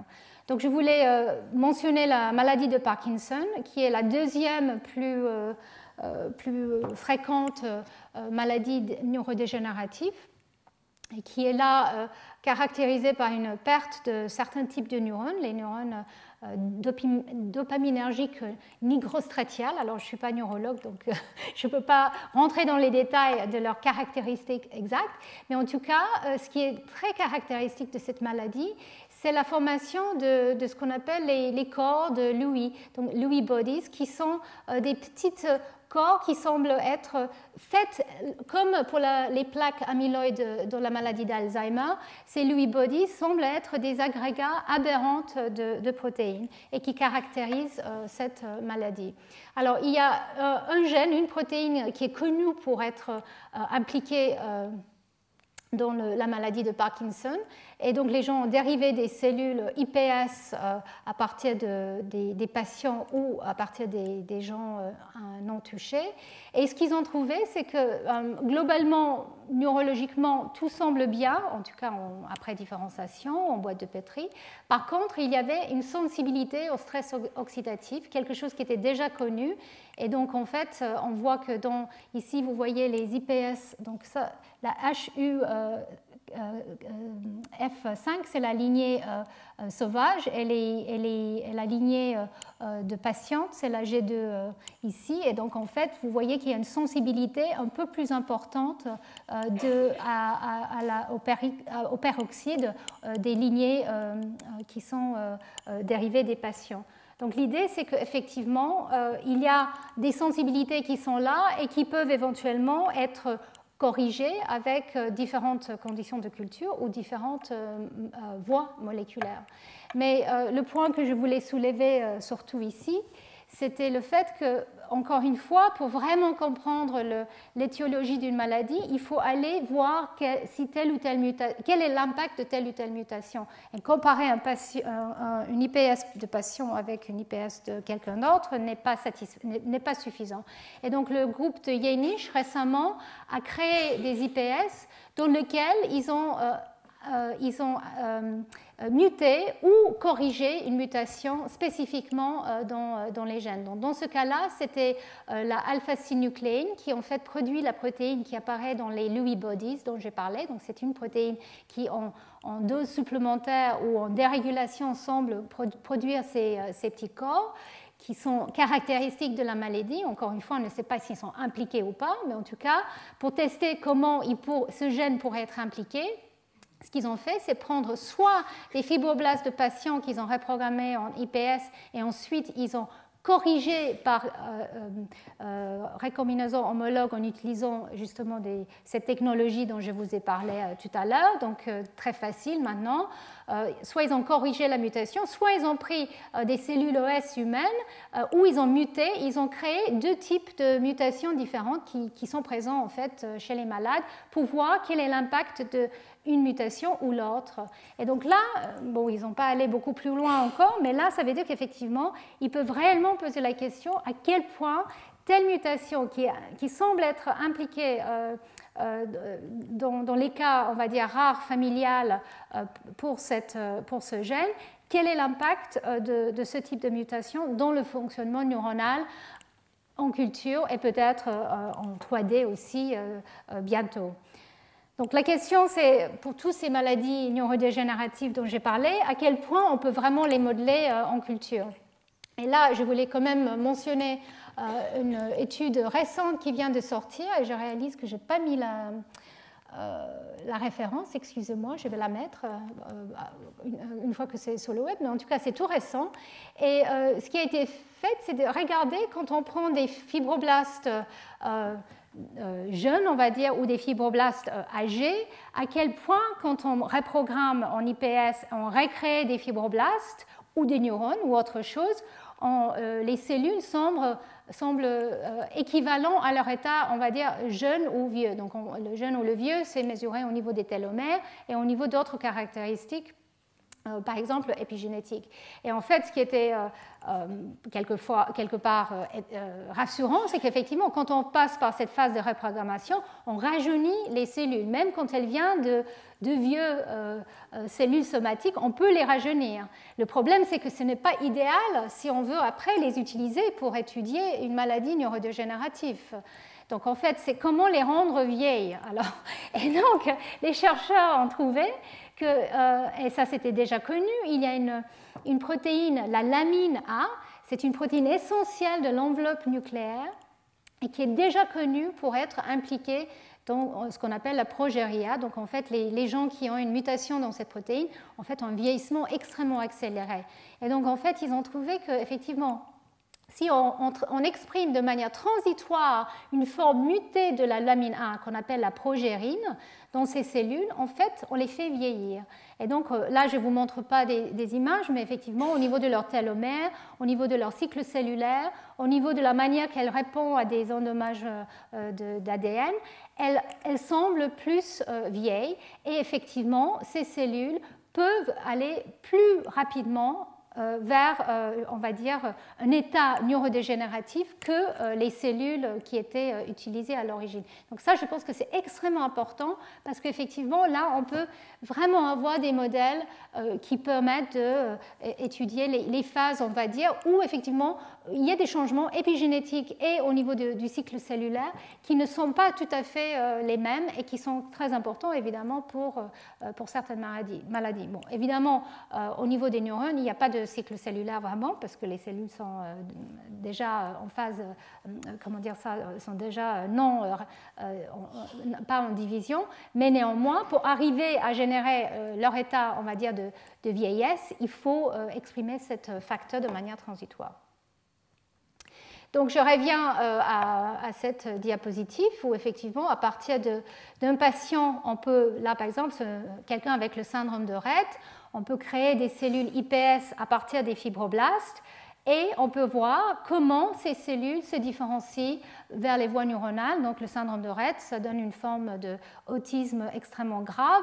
Et donc il y a eu déjà une étude qui montre effectivement il y a des défaillances en boîte de pétri, on va dire, neuronales avec ce type d'approche. Pareil pour les maladies cardiovasculaires, on peut créer des cardiomyocytes en culture et étudier à quel point en différents types de conditions, parce que les cardiomyocytes peuvent se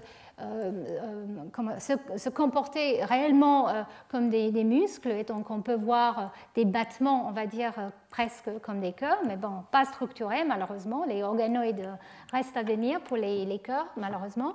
Mais en tout cas, on peut étudier certains aspects en utilisant ce type de système.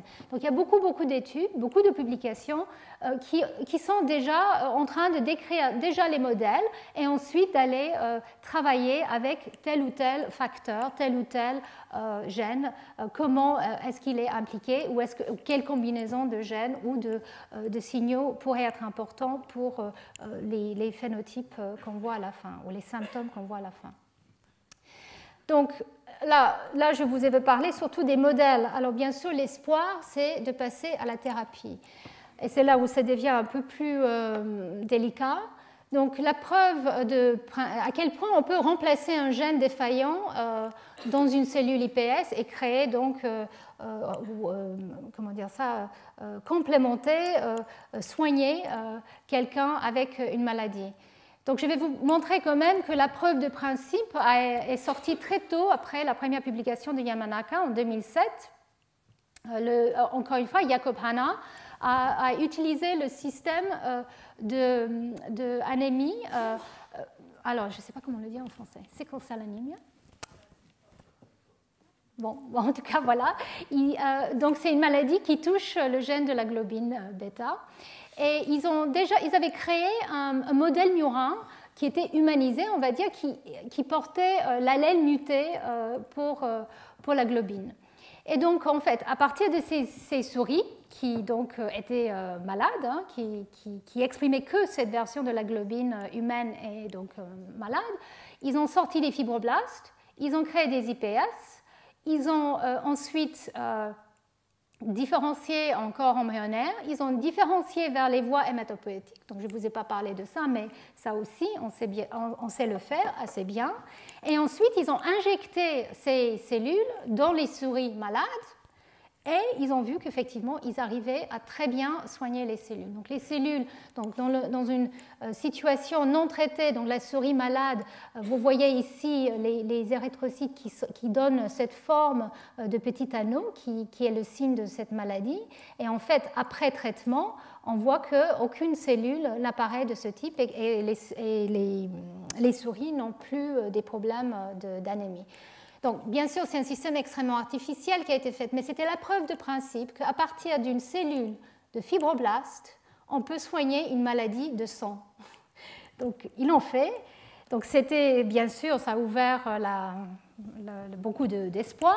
Et ici, je vous montre en fait une diapositive de Yamanaka, où effectivement, il pose beaucoup de questions par rapport à l'utilisation de ces cellules IPS. Donc effectivement, l'avantage des cellules IPS pour, par exemple, ce type de traitement, c'est qu'on peut prendre les cellules d'un individu et il n'y aura pas de rejet du système immunitaire parce que ça vient du même individu. Donc c'est un système magnifique pour éviter cet aspect-là. Le problème, c'est que le coût et l'efficacité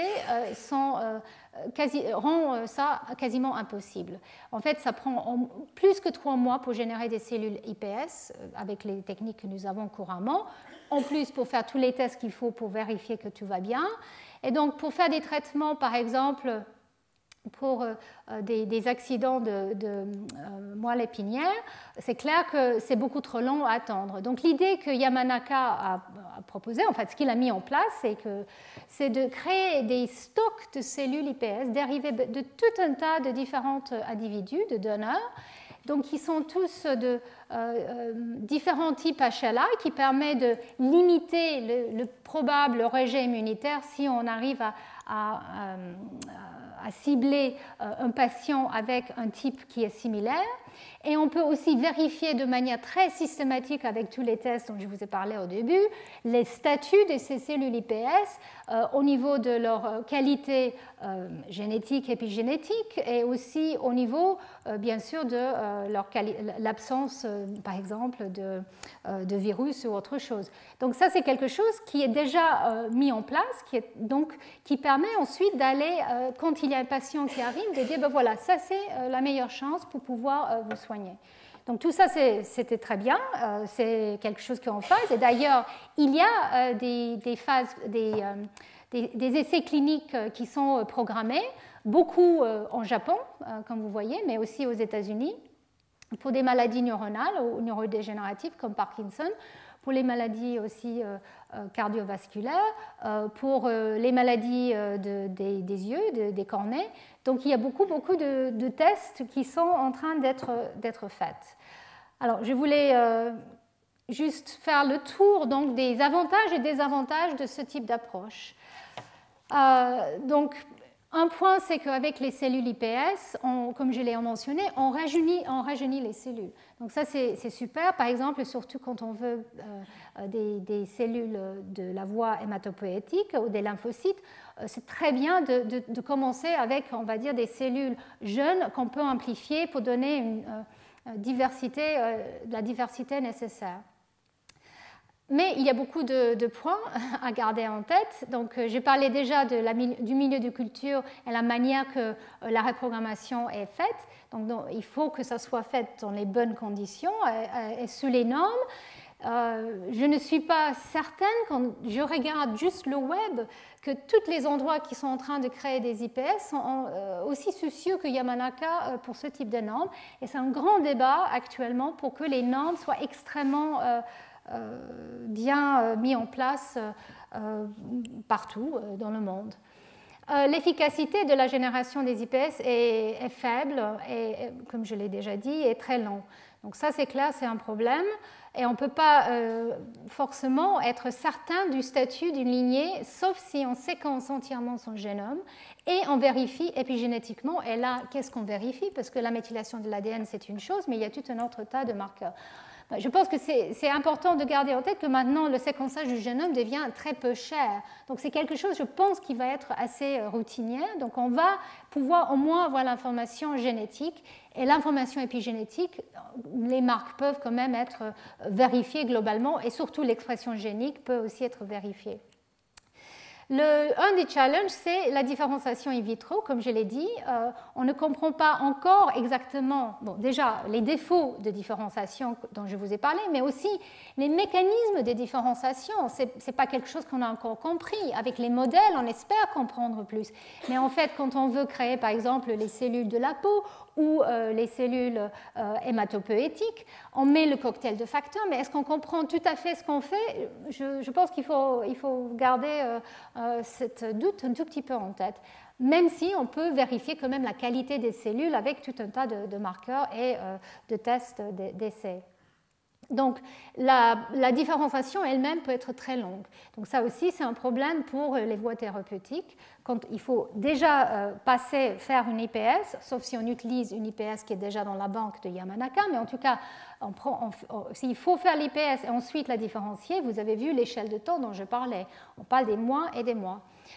Et puis, en fait, comme je l'ai dit, dans certains cas, il faut pouvoir générer une situation qui est raisonnable au niveau de l'âge de la cellule. Avec la progérine, on pense qu'on peut accélérer la chose, mais c'est très récent. Et un point, ou les deux points qui sont très importants, c'est que même si on utilise des systèmes de différenciation bien définis, il y a toujours le risque que la différenciation n'est pas 100%. Et s'il y a des traces des cellules ou des cellules IPS qui restent dans la culture, voilà le problème. Et c'est un problème que la communauté avait soupçonné. Évidemment, une IPS, un des tests pour une IPS, c'est de faire des tératomes. C'était le test de départ. La question était, qu'est-ce qui se passe si on met une cellule qui contient la capacité d'activer les facteurs de Yamanaka? Si on crée une souris comme ça et on les active, qu'est-ce qui se passe? Eh bien, ce qui se passe, c'est qu'effectivement, on a des tératomes partout. Dans certains organes en particulier le rein, par exemple, mais on voit aussi que dans les voies hématopoïétiques, il y a des cellules IPS qui circulent et qui peuvent donc donner lieu à des tératomes ailleurs. Et donc, en fait, on pense qu'effectivement, la présence des cellules, on va dire, partiellement reprogrammées ou complètement reprogrammées, peut très facilement générer des tumeurs in vivo. Et c'est quelque chose qui était mentionné dans tous les papiers qui sortaient jusque-là chez la souris, où les gens parlaient de tel ou tel facteur. Donc, même si on ne prend pas avec MYC, il y a quand même un taux de tératome qui n'est pas négligeable. Donc je pense qu'effectivement, ça c'est un grand problème avec ce type de thérapie, parce qu'ici c'était fait artificiellement, on a induit l'expression de ces gènes. Mais l'idée c'est que si on fait par exemple une thérapie avec ce type cellulaire, il reste quelques cellules IPS dans le tissu ou l'organe qui va être transplanté. Évidemment, ces cellules peuvent se comporter comme des cellules pluripotentes et donc générer des tératomes. Bon. De l'autre côté, ce qui était très intéressant avec cette étude, c'est que ces cellules-là étaient extrêmement efficaces au niveau de leur contribution. En fait, beaucoup plus efficaces que les cellules souches pluripotentes induites. Si on sortait une cellule IPS générée in vivo comme ça, elle pouvait même contribuer au tissu extra-embryonnaire. Ce qui n'est pas le cas chez la souris, en tout cas, avec les cellules IPS générées en boîte de Petri. Elles peuvent former toutes les voies embryonnaires, mais pas extra-embryonnaires. Les cellules IPS in vivo, elles pouvaient même contribuer au trophectoderme.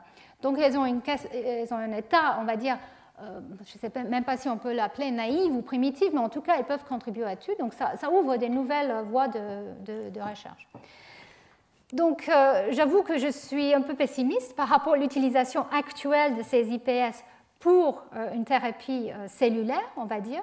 Par contre, et ça vient d'une revue qui vient de sortir de Yamanaka, je pense qu'elles vont réellement, ces cellules vont réellement transformer la manière que la médecine est faite.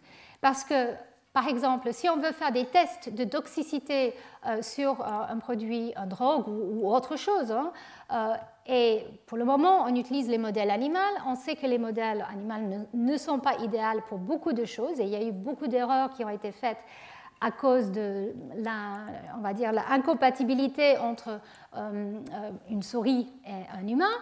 Et donc, en fait, l'idée, c'est qu'avec les IPS, on peut prendre des IPS venus des populations des gens, des populations des gens, on va dire, non malades et des gens malades, sans qu'ils le sachent ou qu'ils le sachent, et on peut traiter ces populations des cellules IPS dérivées avec des panels des drogues. Là, je vous parle de manière très abstraite, mais on peut imaginer pour traitement pour les hépatocytes, donc les voies hépatiques ou le cœur ou les neurones. Et puis là, on peut regarder à quel point on a des réponses positives, négatives. Et cette prédiction peut ensuite être, on va dire, associée avec ce qui est fait donc sur une population, sur une phase clinique, mais ça peut énormément améliorer la capacité de choisir les bonnes doses et les bonnes molécules pour certains types de traitements. Et je pense que ce que Yamanaka propose est tout à fait vrai, que dans le passé, le diagnostic aussi était fait de manière, on va dire, assez artisanale. Voilà les vieux outils, les prises de sang, écouter le cœur. Actuellement, on peut aller regarder quand même un peu plus avec une analyse, on va dire, moléculaire des tissus au niveau de leur expression des gènes, donc la médecine personnalisée dont tout le monde en parle. Et je pense que l'avenir, en fait, c'est vraiment ça. C'est grâce aux IPS qui peuvent être produits à partir de chaque individu et qui peuvent être différenciés, parce qu'on comprend de plus en plus comment, dans des bonnes voies, on peut réellement évaluer différents types de réponses à différents types de drogues ou de traitements qui peuvent affiner un traitement pour un individu beaucoup plus, je dirais, que juste lire voilà, quel est son profil d'expression sanguin aujourd'hui. Je pense que ça, c'est réellement les outils d'avenir. Donc voilà, j'ai presque fini. J'ai juste 2 diapos. Donc, je voulais quand même, parce que je voulais pas vous laisser avec un ton trop négatif par rapport à la thérapie cellulaire que les IPS peuvent nous apporter. Donc je vous remets cette diapositive que j'avais mise il y a quelque temps, qui vous montre qu'en fait on n'a pas besoin de passer par la phase pluripotente. On le savait déjà grâce aux études par exemple avec MIOD que avec un seul facteur de transcription, on pouvait transformer un fibroblast en cellule musculaire. Donc ça semble assez magique, mais la magie n'arrête là parce qu'en fait, peut-être pas avec un seul facteur de transcription, mais parfois avec 2 ou 3 ou même un peu plus, peu importe. La semaine dernière, j'ai terminé avec ce cas ici où effectivement il y a ASCL1 qui a un facteur de transcription essentiel pour la différenciation neuronale. On peut en fait transformer une cellule en autre chose assez efficacement. Et donc l'idée c'est que c'est beaucoup plus efficace que passer par les IPS et la différenciation, c'est beaucoup plus rapide et peut-être ça va nous donner, on va dire, quelque chose qui ressemble plus à la situation parce qu'on peut prendre une cellule de la même âge et la transformer en même âge, si vous voyez ce que je veux dire, sans la rajeunir au cours de route et sans avoir surtout le risque des IPS qui traînent et qui peuvent être tératogènes. Donc, l'idée c'est que on va plus parler vraiment de ça pour le moment, je pense, jusqu'à vraiment il y a une amélioration dans la manière que ce problème de cellules IPS qui pourrait être introduit est géré. On parle là des facteurs de transcription très spécifiques pour différents tissus qui pourraient être utilisés pour transformer une cellule à l'autre. Mais le problème là, c'est aussi la quantité, parce qu'on ne peut pas produire forcément beaucoup de cellules si on transforme simplement d'une cellule à l'autre. En fait, on veut amplifier quand même. Donc, comment faire? Et ce que j'ai mentionné la dernière fois, c'est qu'on peut commencer un peu cette voie IPS sans aller jusqu'au bout. Et alors là, je vais terminer avec cette diapo ici, qui vient d'une revue où on parle du traitement des maladies du cœur, en fait. Donc, il y a énormément de recherche qui est faite dans ce domaine, parce que c'est un réel problème qui semble soignable, c'est-à-dire après crise cardiaque, certains types de maladies aussi. Les cardiomyocytes que nous avons tous dans notre cœur sont quasiment les mêmes que ce qu'on a eu à la naissance. Il y a très très peu de renouvellement de ce type de cellules, et c'est ces cellules qui disparaissent quand il y a un arrêt cardiaque, et en fait c'est des fibroblastes qui viennent réparer les dommages après et qui font qu'il y a de... je ne sais pas comment le dire, scar tissue. Bon, des cicatrices, voilà, c'est ça. Et donc, qui fait que la situation ne s'améliore pas, elle se détériore. Donc, il y a beaucoup d'efforts qui étaient faits, par exemple, pour faire passer par les IPS. Donc, pendant des années, les gens ont essayé de voir comment, à partir des IPS, on peut créer des cardiomyocytes qui peuvent ensuite être greffés sur les cœurs. Et réellement, les greffes semblent marcher pour ce type de problème. Le problème, c'est que c'est très inefficace. Et en fait, depuis quelques années, les gens passent par cette voie ici. En fait, ils commencent une reprogrammation IPS avec les facteurs de Yamanaka, mais en fait, ils rajoutent un frein. Ils mettent un inhibiteur de JAK, donc c'est un inhibiteur des voies qui vont permettre à la cellule d'aller jusqu'à la pluripotence. Donc, ils commencent à réveiller les cellules, ils commencent à endormir les gènes somatiques avec les facteurs Yamanaka, mais avec l'inhibiteur de JAK, ils ne peuvent pas en fait réveiller les gènes de pluripotence.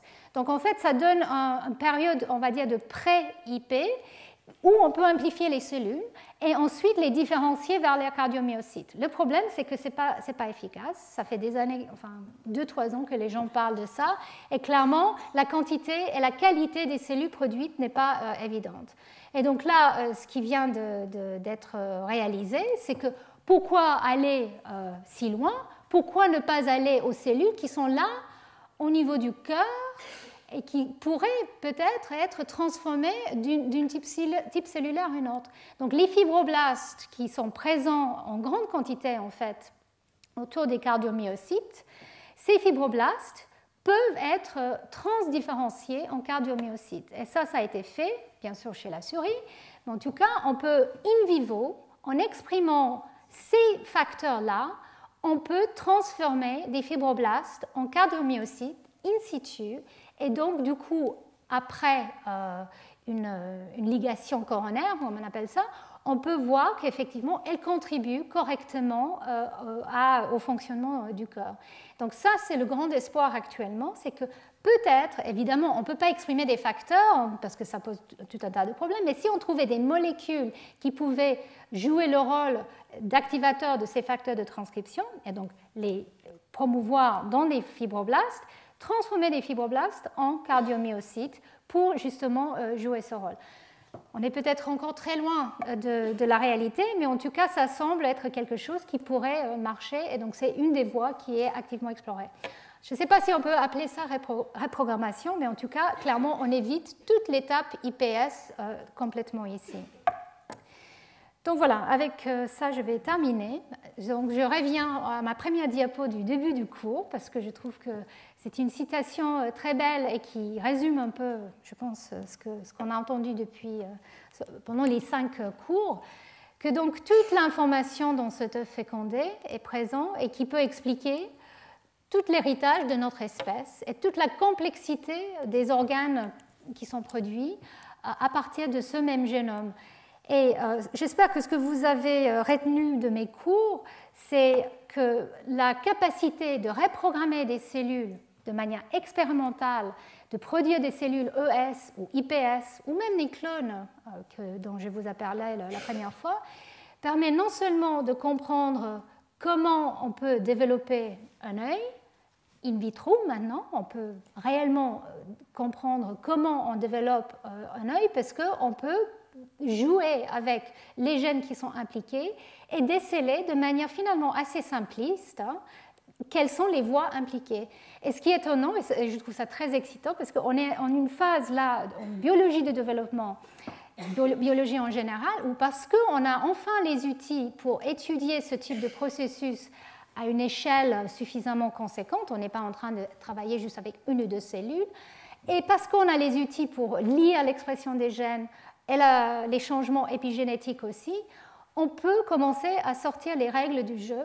Donc, on va arriver avec certaines règles qui sont essentielles pour la mise en place de tel ou tel type de processus de différenciation. Et du coup, on peut le manipuler pour, on espère, avec cette capacité de reprogrammer ou de différencier entre uns pour éventuellement comprendre et soigner aussi des maladies. Voilà, donc je vais terminer et je vous laisse avec l'annonce du colloque que j'organise en mois de mai, qui va reprendre l'ensemble des sujets auxquels j'ai touché donc, pendant mes cours cette année. Donc, j'ai l'honneur d'avoir Nicole Ledouarin qui va faire l'exposé d'ouverture. Donc, j'ai l'honneur de l'avoir ici aussi, ce qui m'a fait un peu peur aujourd'hui. Donc, et plusieurs experts. Azim Sourani aussi va venir. Je vous ai parlé de lui pendant les premiers cours. Et différents noms, et je pense que vous avez entendu certains noms de ces personnes, les noms de ces gens. Donc, leurs travaux sont vraiment à la frontière de ce qui se passe au niveau de la reprogrammation, et j'espère que vous veniez nombreux pour les écouter et les rencontrer. Merci beaucoup.